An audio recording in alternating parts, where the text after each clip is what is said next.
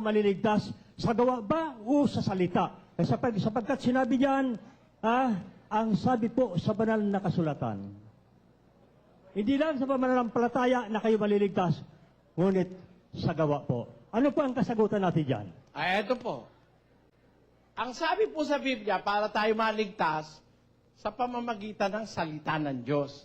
Pakinggan nyo ha, 1.21 ng Santiago. Wala po ako rito sarili ko eh. Pag nagtanong sa akin, kung parang computer akong pinindot, lalabas yung sagot eh. Tingnan ninyo ang sabi sa computer. Kaya't ihiwalay ninyo ang lahat na karumihan at ang pag-apaw ng kasamaan at tanggapin ninyo na may kaamuan ang salitang itinanim na makapagliligtas ng inyong mga kaluluwa. alin daw po ang makakapagligtas ng kaluluwa? Yung salita ng Diyos. Wala pong ibang makakapagligtas ng kaluluwa kundi salita ng Diyos. Halimbawa, bibigyan kayo halimbawa. Pag sinabi ng Diyos, maliligtas ka, walang makakatutol doon. Salita lang ng Diyos, makapangyarihan yon. 1.37 ng Lucas. Pakinggan nyo nakasulat. Basa. Sapagkat walang salitang mula sa Diyos na di may kapangyarihan. Pagka sinabi ng Diyos, maliligtas ka, kahit wala ka pang ginagawa, pwede. Eto, pabigyan ko halimbawa. Di ba, 3 silang pinako? Si Kristo, sa gitna.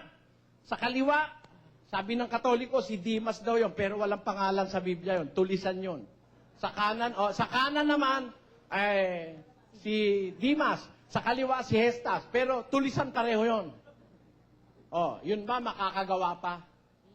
Wala nang magagawa yun, nakapako na kamay. Ang ibig sabihin nung nakapako ang kamay, hindi ka na makakagawa. Dahil ang kamay ang larawan ng gawa. Di ba ganyan mga kababayan? Nakapako na, makakagawa pa ba? Hindi na. Pero pag sinabi ni Kristo, ano tutol natin? Salita ng Diyos, makapangyarihan eh. Jesus, alalahanin mo ko pagdating mo sa iyong kaharian. Sabi ng tulisan. Sumagot si Jesus. Katotohanan ang sinasabi ko ngayon. Kakasamahin kita sa paraiso. Ano tutol natin? Kahit ba walang ginawa. Kung gusto ng Diyos dalhin sa langit, ano pakialam mo? Hindi naman tayo may-ari ng langit. Wala akong usapan doon. Pag sinabi ng Diyos, makapangyarihan yon. Kaya itong Biblia, ito nga ang inire-reiterate ko eh. Ito lagi kong sinasabi, hinahata ko kayo sa loob ng Biblia. Dito tayo sumampalataya kasi ang salita ng Diyos, makapangyarihang makapagliligtas ng inyong mga kaluluwa. Bikulin natin. Bikulin. Kaya, pakahaleya kan gabos, naramog asin kan pagsupay nin karatan. Ako anindo sa kahuyuan, ang tataramon na natanom, na makakaligtas kan sa indong mga kalag. Amen?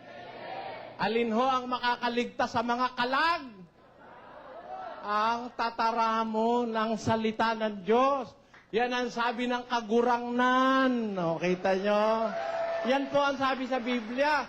Kaya, wala tayong usapan doon ang makakapagligtas salita ng Diyos. Ngayon yung salita ng Diyos, para makapagligtas, parang pagkain yun.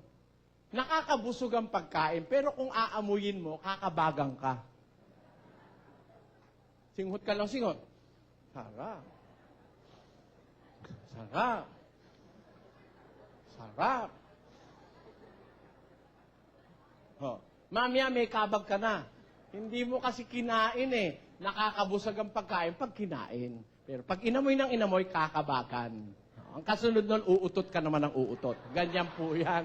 Ang salita ng Diyos, makakapagligtas. Tanggapin natin ang salitang makapagliligtas ng ating mga kaluluwa. Yun po ang salita ng Diyos.